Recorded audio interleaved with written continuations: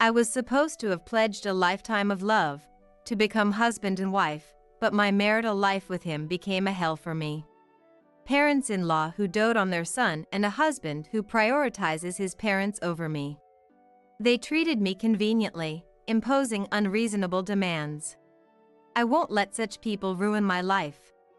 To punish everyone, I concocted a surprise. My name is Alyssa, 29 years old. I've been married to David for a year now. We work in the same company and often work together for projects.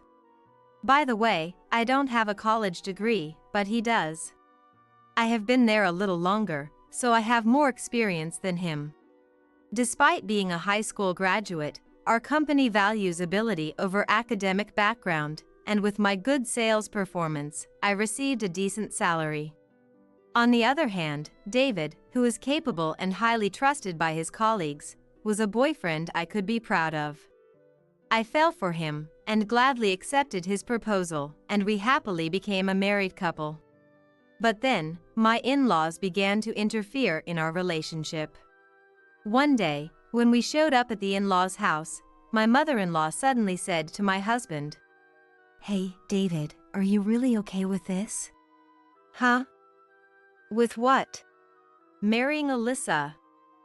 You've always been good at both studying and sports, haven't you? Yet, you chose a mediocre person like Alyssa." Upon hearing this, my father-in-law nodded in agreement. "Yeah, at first glance, she seems like an average young woman with nothing special about her." That's what you're talking about. It's fine, I love Alyssa."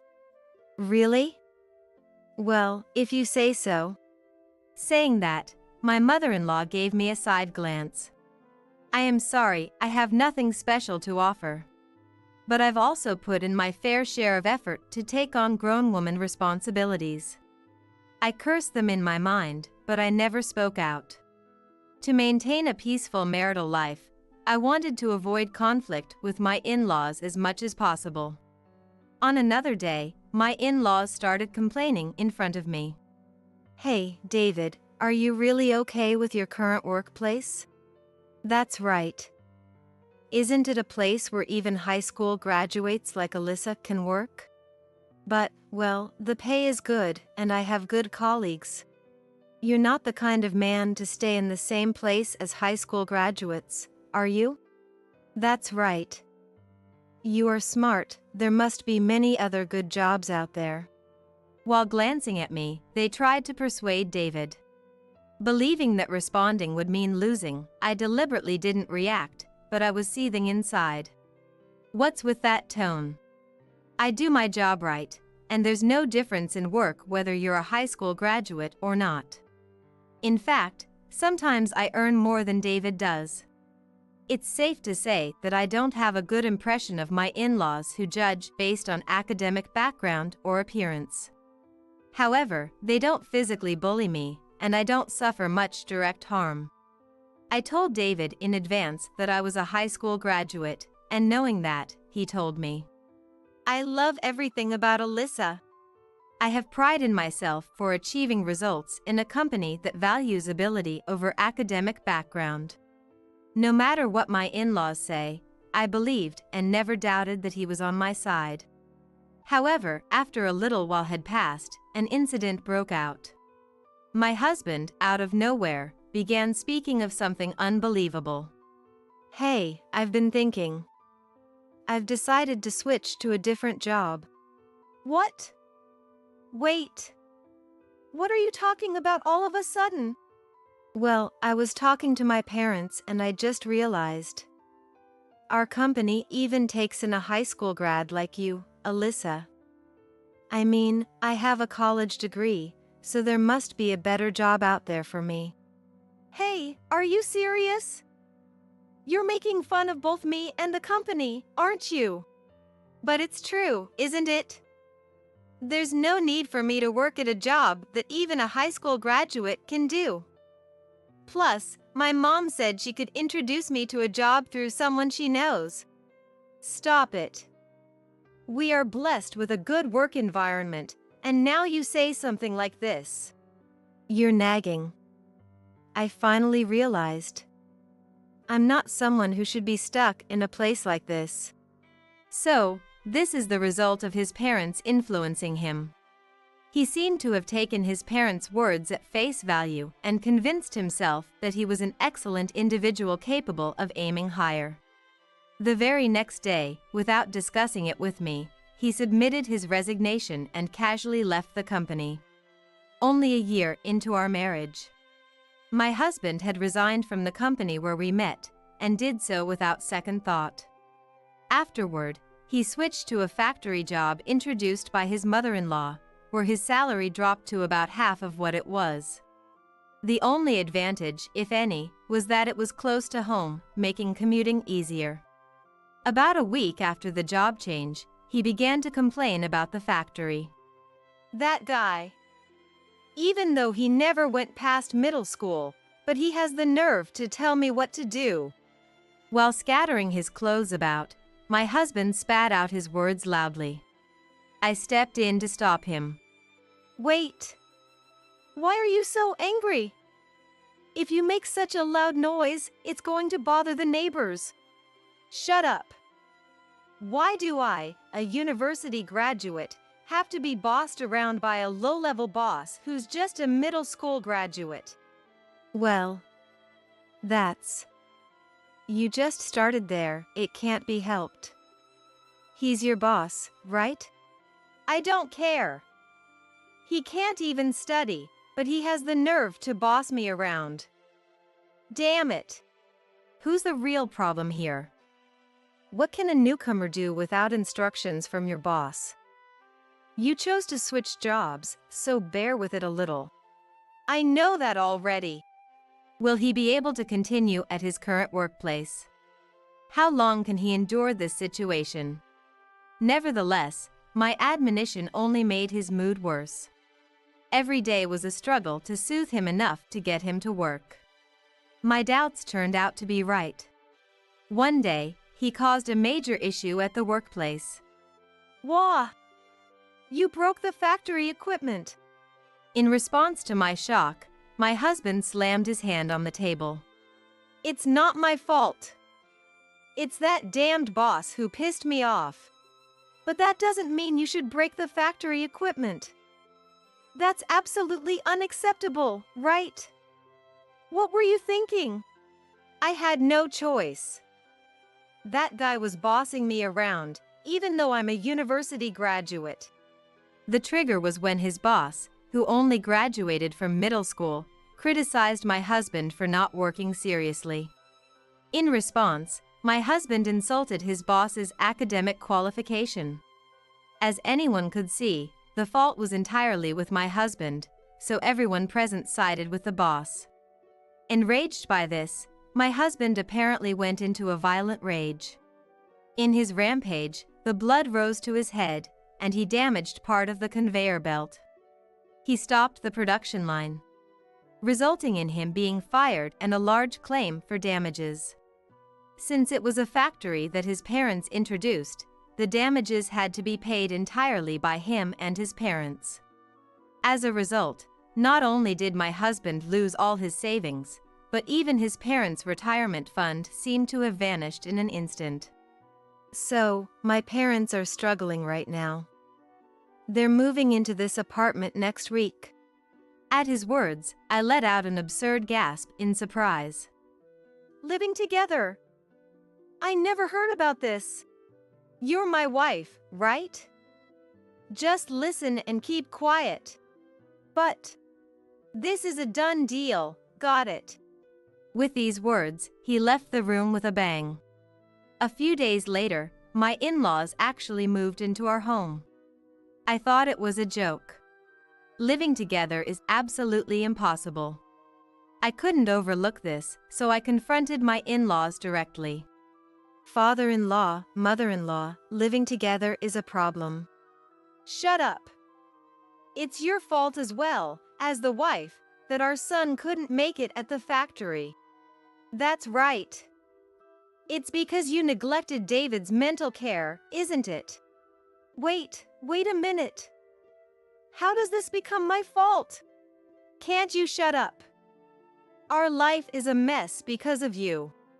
That's right. If you had done things right, this wouldn't have happened. It's all your fault, so living together is natural, right? Huh. What is that? The logic is all messed up. Living together is impossible. Shut up. Our home was rented and we've already terminated the lease. There's nowhere else to go. That's right. We have nowhere else to go other than here. Despite moving in without permission, my in-laws had a lot to say. Furthermore, even my husband began to insult me, egged on by his parents. Hey Alyssa. I married you. You should be happy to be married to someone as excellent as me, shouldn't you? Forget about that. Can't you start looking for a job soon? It's hard on the household finances now that we're living together. What did you say? You're cheeky for a wife. Supporting your husband is a wife's duty, and supporting your husband's mother-in-law is also a wife's duty, right? Huh. I'm getting sick of my husband who spouts nonsense as if they make sense. Moreover, neither my husband nor my in-laws help with the household chores at all. I have a job too. I can't make elaborate meals, and the cleaning inevitably gets neglected. No matter what they say, I kept a cool attitude, saying, because it's hard on the household finances. If they're not happy with it, they, who caused this situation, should do it. I kept this attitude for several days, until one day, my husband finally vented his frustration. Hey! What's with your attitude? You're lacking respect for me and my parents. Enough already. I work every day and do all the housework on top of that.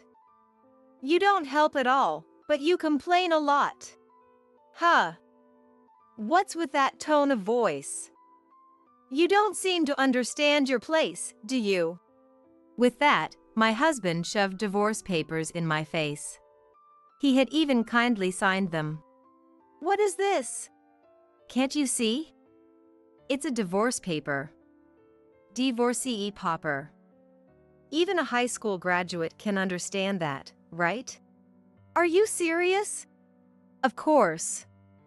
If you have complaints about me and my parents, then we're getting a divorce. Staring at the divorce papers, my husband spoke with a triumphant look. Let me tell you, even if you throw it away, it's useless. I have more prepared. Understand? If you don't want to be divorced, listen to what I say. You stupid high school graduate wife. In that moment, my rage burst forth from my entire body. I can't stand to be with these people anymore. Since he went to the trouble of preparing it, I'll put it to good use. Clutching the divorce papers, I began to plot my revenge. First, I recorded the numerous insults from my husband and in-laws on a voice recorder. When my belongings were deliberately broken, I also made sure to document that as evidence. By this time, my husband had started working odd jobs like temporary work, but none of them lasted even a week. It was as if he had given up on our mother-in-law. One day, as soon as my husband came home, he opened his mouth. Oh man, I quit this job too because it was too boring. Huh? Again? You have no right to complain to me. Right? Dad, Mom.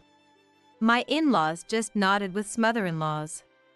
This was a usual occurrence, but on this day, my father-in-law delivered the final blow.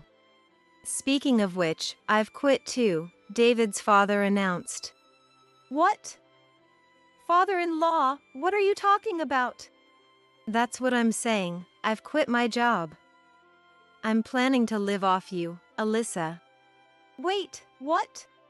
You see, my son is too brilliant and prideful to work under those who only graduated middle or high school.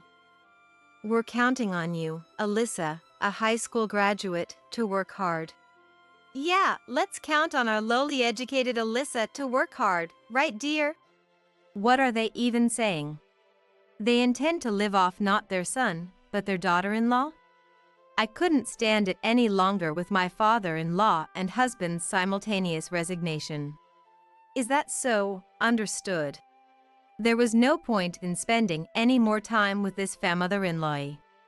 I finally decided to put all my plans into action. The first thing I did was to sign a contract for a new apartment. It's not for all of us to move in, of course.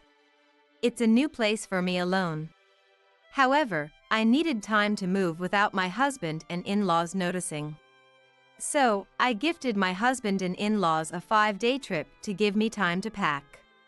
Upon receiving the trip tickets, my mother-in-law was thrilled.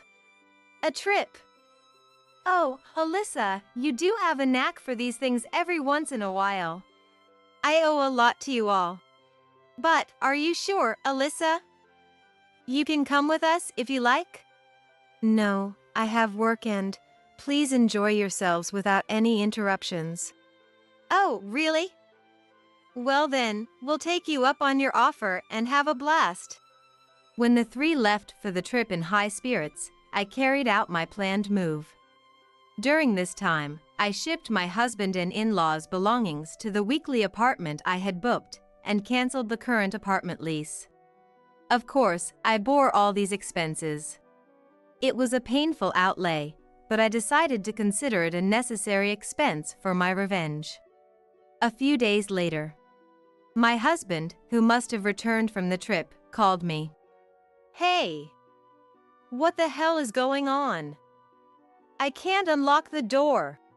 With a smirk at the sound of my husband's frantic voice, I calmly responded. I suppose. I've already canceled that apartment. What? Canceled? What are you talking about? Explain properly. For now, I've stored all of our belongings in a weekly apartment nearby. Feel free to do as you wish from there? What? What does that mean? You always doing as you please. If you get too cocky, you'll pay for it later. Are you threatening me? Should I call the police? Damn it! As my husband cursed. How dare you, my foolish wife! I dropped a bombshell. Oh? I'm not your wife anymore? What? To prevent any legal issues later, I've already completed the divorce proceedings. What? When? Such a selfish act, you think it's acceptable? Taking a deep breath, I spat out towards my phone. Sorry, but I don't need your permission.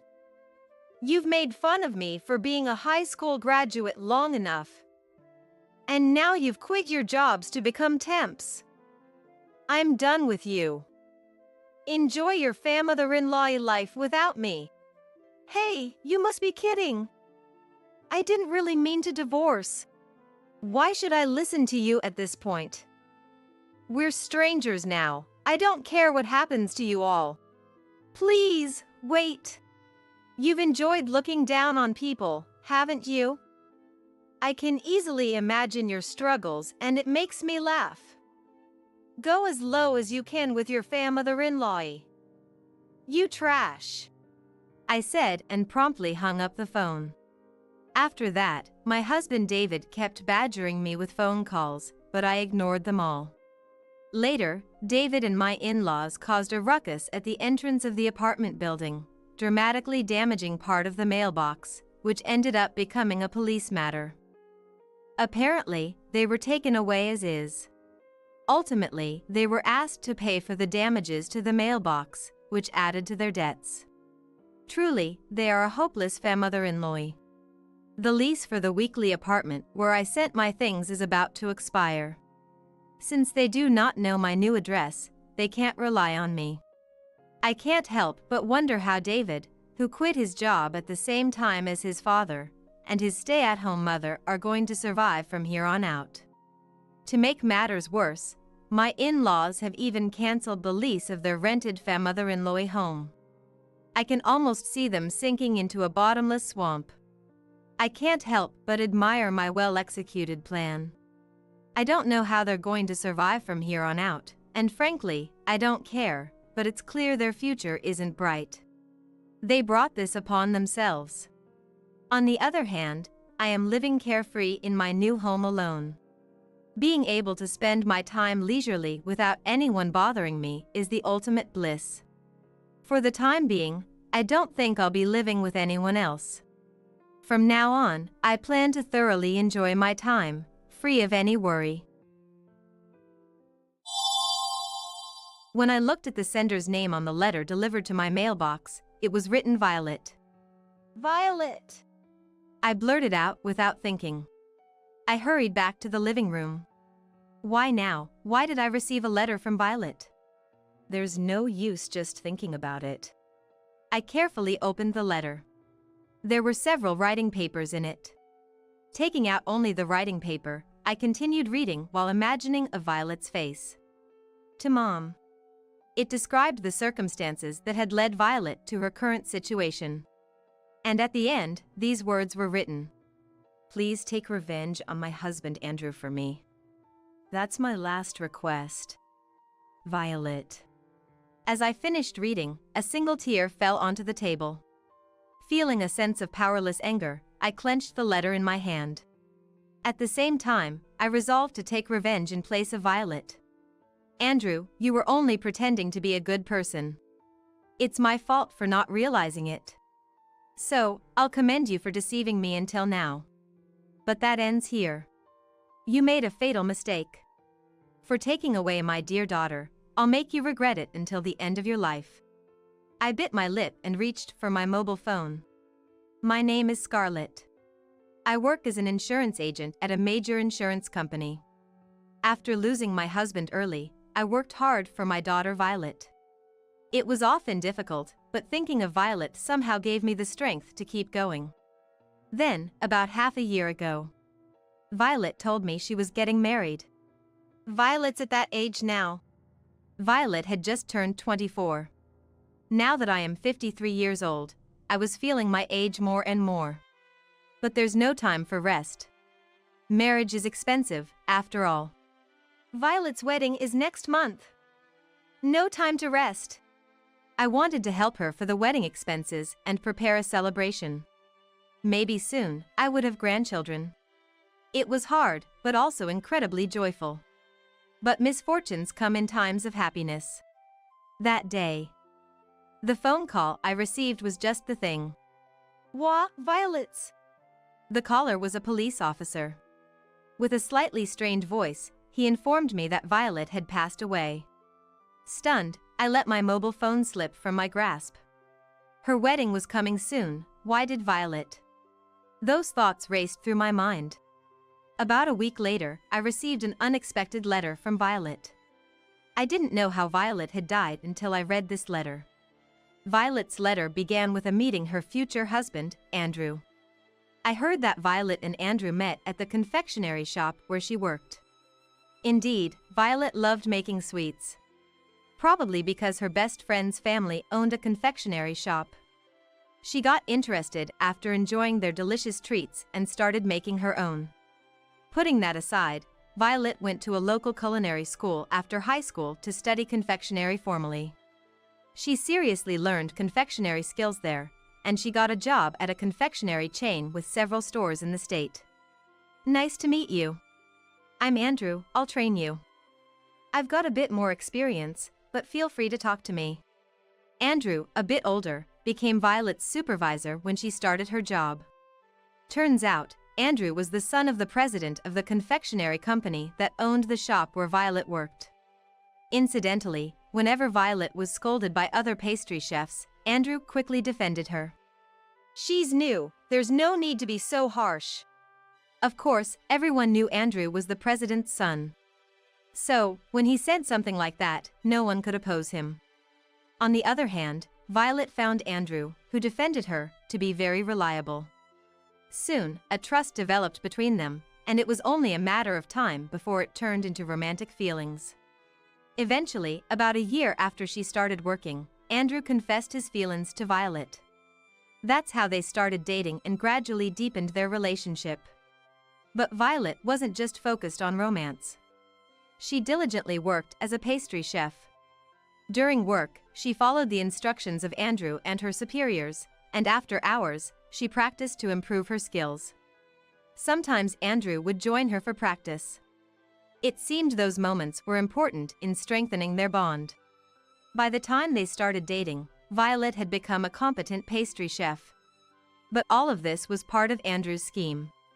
Violet only realized this after they started dating. Time passed, and a few months ago, Andrew approached Violet with a proposal. "Violet, a sweets exhibition will be held in 3 months, right? I need to discuss something about that." "The sweets exhibition? The one at the department store downtown? I heard popular confectionaries will be selling their treats there." "Yes, that one. Apparently, there's been a vacancy, and suddenly our shop is participating." Andrew spoke with a hint of confusion. Violet tilted her head. "Our shop is popular, right? Is there any problem?" "We have to come up with a new dessert. We also need to create next season's new items." "I see." Violet understood. Confectionery shops often introduce new items each season. For instance, treats for events like Valentine's Day or Christmas are needed. "We have our wedding next month. I can't take on more. That's why I wanted to hear your ideas, Violet." Andrew clasped his hands together, making a pleading gesture. Violet sighed softly. "Can't be helped. I'll bring my recipe notebook tomorrow." "That would be a great help." "Make sure you let everyone know it is my idea." That's all they talked about at that time. But the next day, an incident occurred. After work, Violet took her recipe notebook and headed to the kitchen.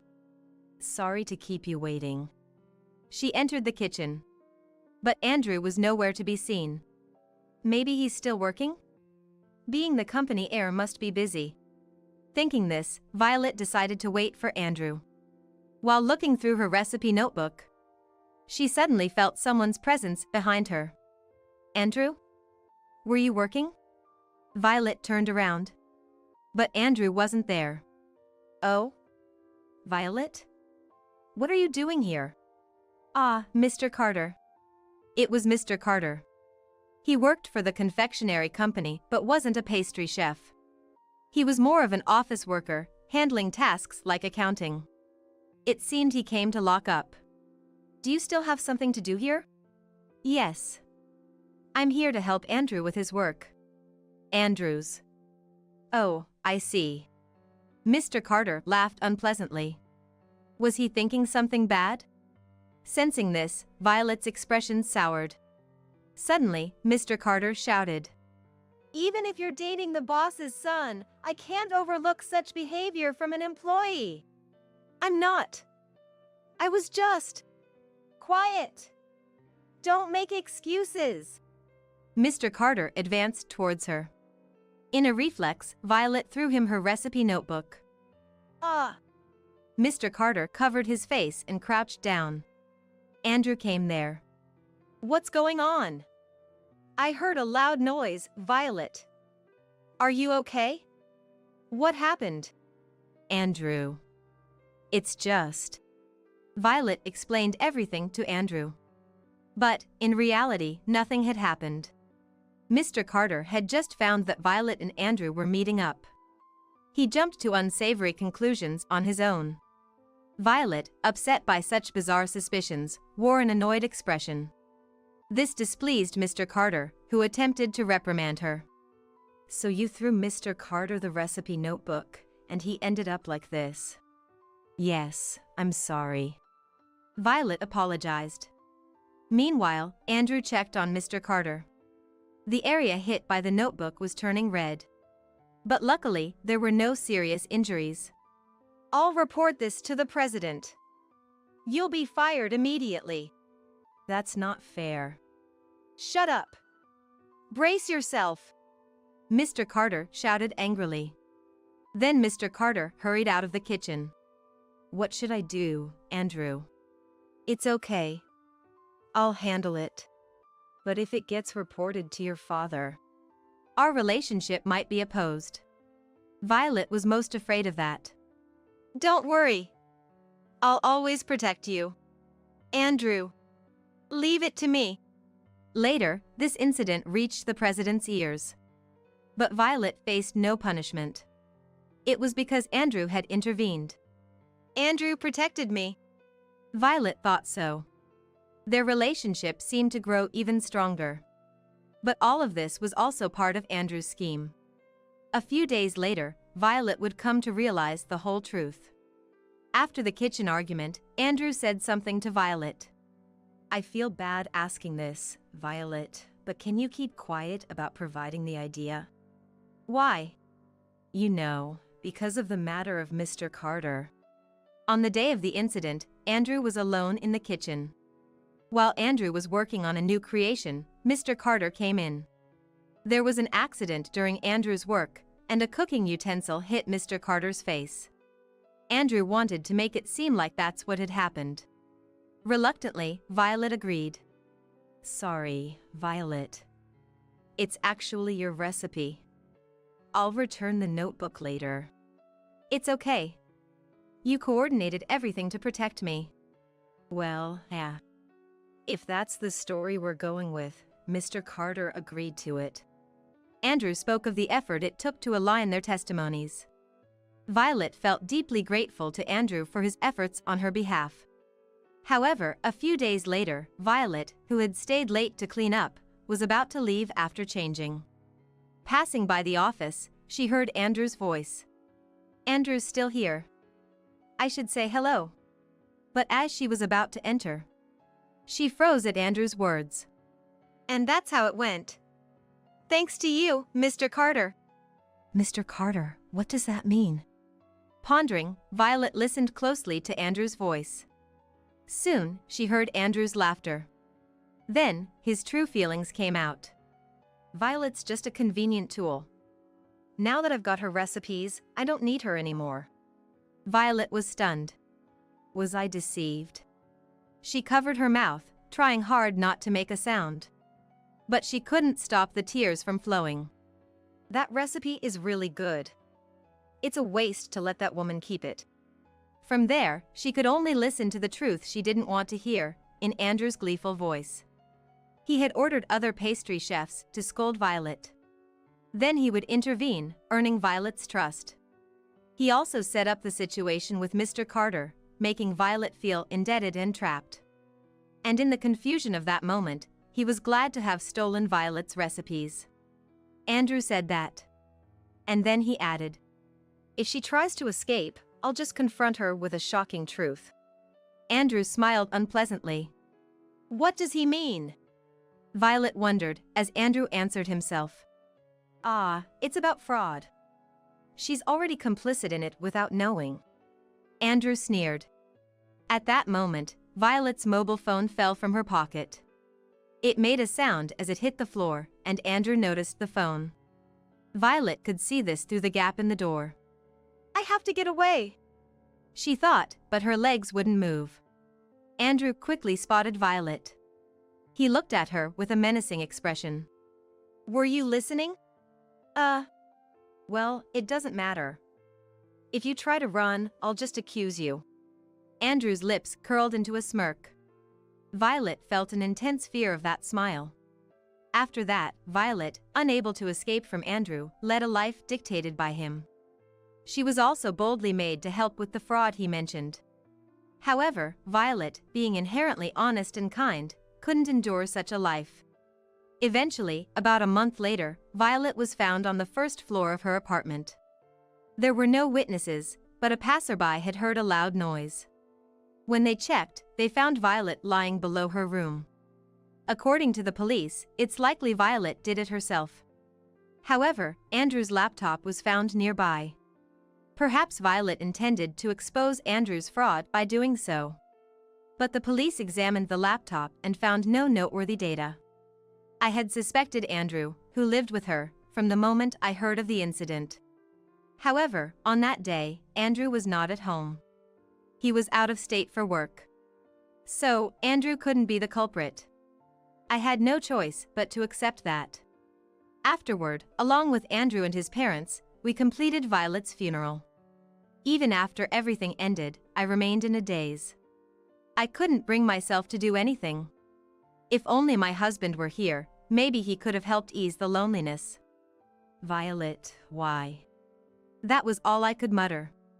I felt powerless. For several days, I cried, thinking that. Then, a week passed after Violet's death.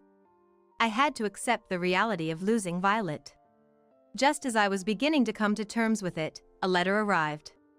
When I looked at the sender's name on the letter delivered to my mailbox, it was written Violet. Violet! I blurted out without thinking.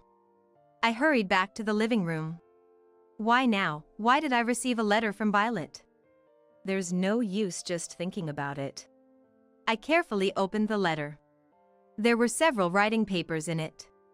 Taking out only the writing paper, I continued reading while imagining a Violet's face. To Mom.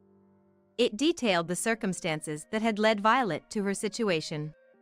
The truth Violet penned ignited anger in me. It meticulously described how she was deceived by Andrew, her recipes stolen and forced into fraud. And finally, there was this line written in the letter. Please take revenge on Andrew for me. That's my last request, Violet. As I finished reading, a single tear fell onto the table. I clenched the letter, overwhelmed by a sense of powerless anger. At the same time, I resolved to take revenge on behalf of Violet. Andrew, you were only pretending to be a good person. It's my fault for not realizing it. So, I'll commend you for deceiving me until now. But that ends here. You made a fatal mistake. For taking away my dear daughter, I'll make you regret it until the end of your life. I bit my lip and reached for my mobile phone. I quickly arranged for a taxi. Violet's letter had an address written on it.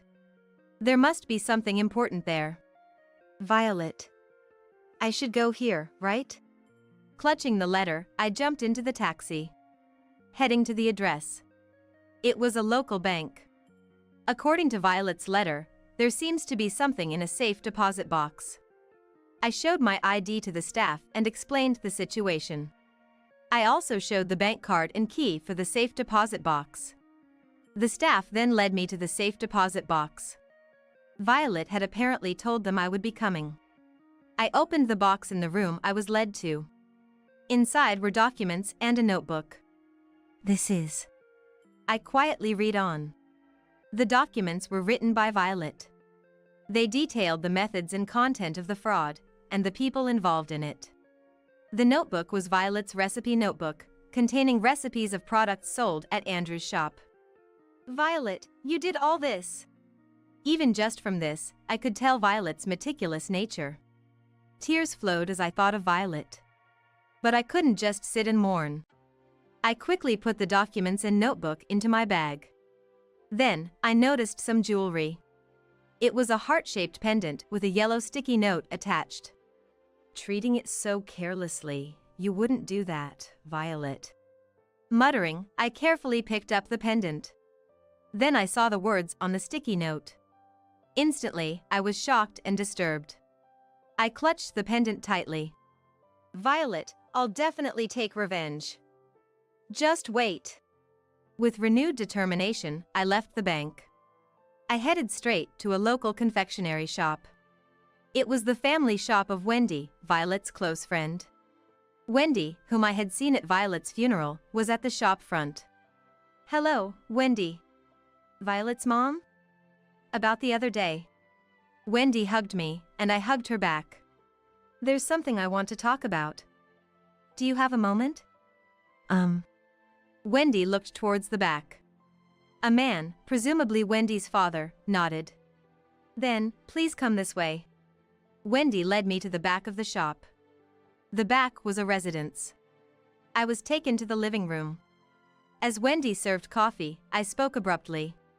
Actually, I received a letter from Violet. From Violet? Wendy was surprised and confused. Read it first. We'll talk after that. I handed Violet's letter to Wendy. Wendy read it silently, with great concentration. Eventually, she, like me, was in tears. Then, she handed the letter back to me. Thank you. I'll give this back to you first. So, what do you think? We can't forgive him. I won't. Wendy clenched her fist. I felt relieved knowing Wendy shared my feelings. Will you help me then? Yes. But what should I do? You're Violet's best friend, so you know about this, right? I showed her Violet's recipe notebook from the safe deposit box. Wendy immediately affirmed. This was in the safe deposit box, but the moment I saw the contents of the box, it was as if someone had whispered an idea to me. I decided to use it as part of my plan for revenge against Andrew, as Violet's wish. I explained the plan to Wendy.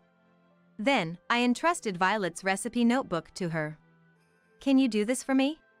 For Violet's sake, yes. Wendy strongly agreed. That's the first step prepared. I felt a bit relieved. Then I quietly stood up and shook hands with Wendy. Thank you, I'm counting on you. Saying this, I left Wendy's place. I headed to another location. It was a branch of the confectionery shop where Violet used to work.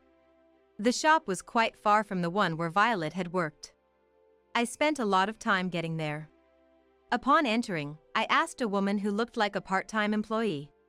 Excuse me, is Mr. Carter here? The woman looked puzzled.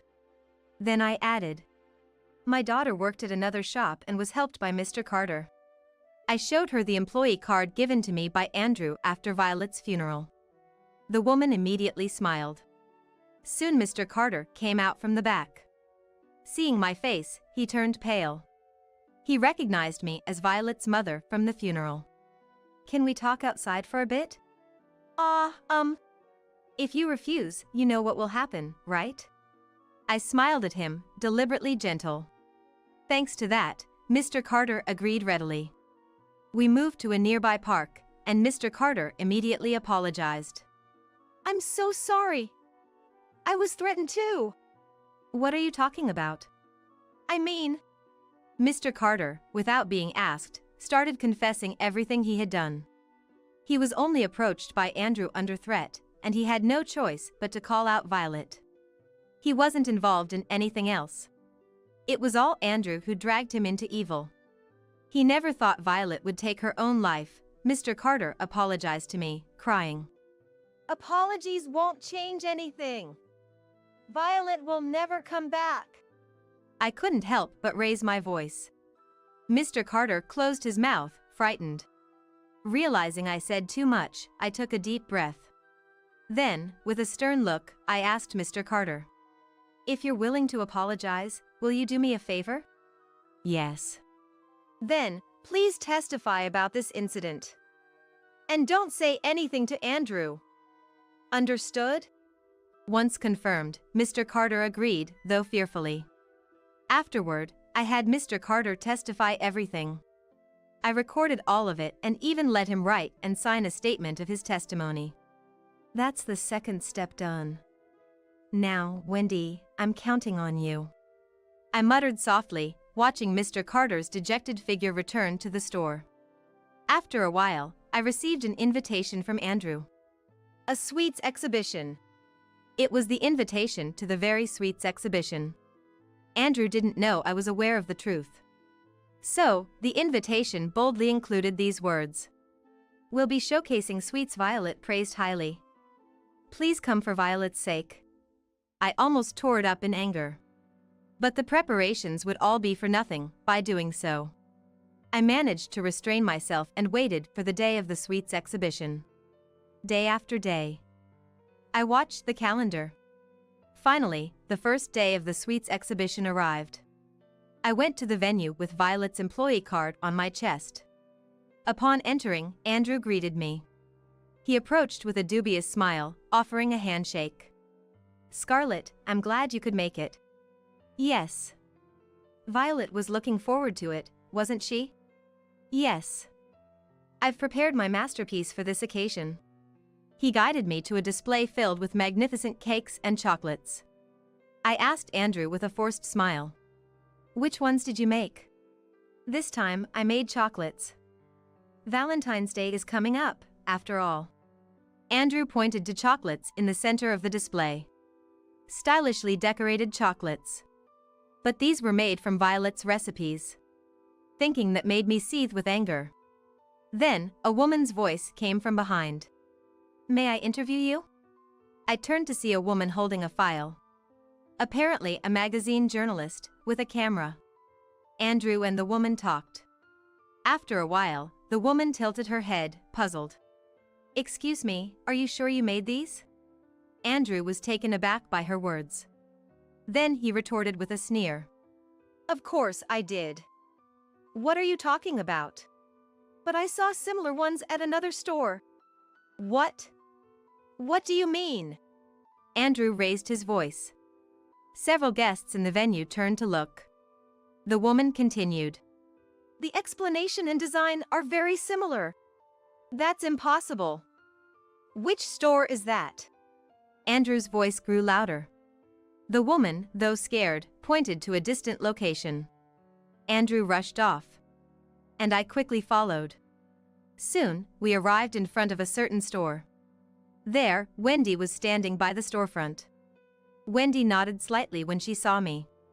Then she addressed Andrew. Long time no see. It's you. You stole our shop's recipes. Stole? That's not true. Wendy smiled. Meanwhile, Andrew, red-faced, raised his voice. Then what's this? It's almost identical to our product. He pointed to chocolates lined up. Almost identical to those in his shop. Then Andrew pointed to a sign at the storefront and shouted. And this? Doesn't melt easily even in warm places. What's this about? It's our newly developed product. Don't joke with me. This is exactly the same as the unique method I devised. Andrew's voice stirred up murmurs among the bystanders. But Wendy, undisturbed, retorted. That's just a coincidence. But if it's the same, please stop using it at your shop. What did you say? This is made using a patented method developed by my father years ago. Patented method? Andrew's face turned pale. Actually, Violet's recipe used that patented method. But Violet had no intention of infringing the patent. It is because she planned to sell it with Wendy. This is a recipe Violet came up with for our future shop together. That's... You stole the recipe from Violet. Wendy's words silenced Andrew. Clearly losing his composure, Andrew was questioned by the earlier woman. What about it? Did you steal the recipe? No, Violet was our employee, Anne. Andrew started making inconsistent excuses. But nobody believed him. Eventually, Andrew was unable to withstand the surrounding gazes, and he fled the scene. I quickly followed Andrew. The woman from earlier also followed. Returning to his shop space, Andrew began hurriedly packing up. Apparently, he intended to act as if nothing had happened. But I wouldn't allow it. I approached Andrew. Wait! We're not done talking. So, Violet provided the recipe. What's your complaint? I have one. What you did wasn't just that, was it? Just that, what do you mean? Sweat beaded on Andrew's forehead. Knowing this was a critical moment, I raised my voice. Your shop has been evading taxes. Ah. Andrew instinctively covered his mouth. The surrounding gazes intensified on him. I continued, calmly detailing Andrew's actions. First, you kept a separate record of pre-ordered products, not accounting for them in sales. I don't know what you're talking about. Moreover, you falsified inventory records for raw materials. That's how you evaded taxes, right? I don't know anything about that. Andrew attempted to deny loudly. I then produced a copy of the documentation Violet had compiled. Violet detailed the method here. Look at this. I scattered the documents on the spot. Several people rushed to pick them up. They began comparing and discussing among themselves. Soon, the journalist questioned Andrew. What about this? According to these documents, her story seems true. Andrew was silent in response to the journalist's question. Soon, similar voices arose from the audience. I work in accounting, and this is clearly fraud. It's definitely tax evasion. Faced with these accusations, Andrew's patience finally snapped. Shut up. None of this concerns you. I didn't do anything. This can't be evidence. Andrew's outburst silenced the crowd. In the midst of this, I took out my mobile phone. Then, I played a certain audio recording. Listen up. Mark the inventory as less. But that would mean... Don't argue with me. You can't escape this now. The voices of Violet and Andrew echoed in the venue. People from afar also started to gather closer. The recording continued. What about today's pre-order receipts? I destroyed them. They were cash payments, convenient for fudging the sales. That's again? Shut up. If we paid taxes properly, we'd never make any money. The recording ended with those words from Andrew. I glanced and saw Andrew's face had turned ashen. This recording was in a pendant Violet had. It was an IC recorder. That heart-shaped one? Yes. It was an IC recorder. Violet left it as irrefutable evidence. Andrew crumbled. Then, a security guard arrived with a police officer. The officer looked at Andrew and me, then asked Andrew, who was almost collapsing. I've heard quite a bit.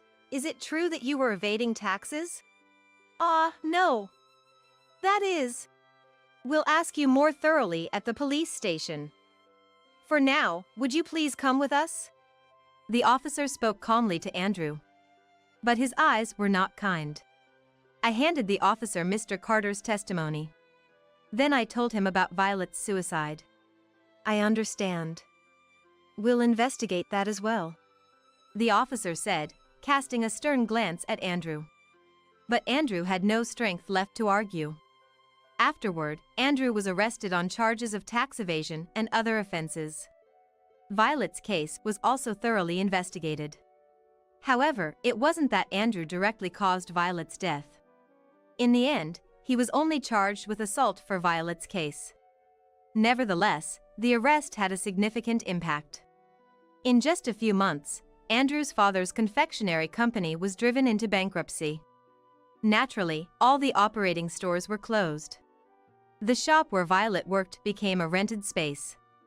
I don't know what will happen to Andrew's sentencing, but I hope he reflects on his actions.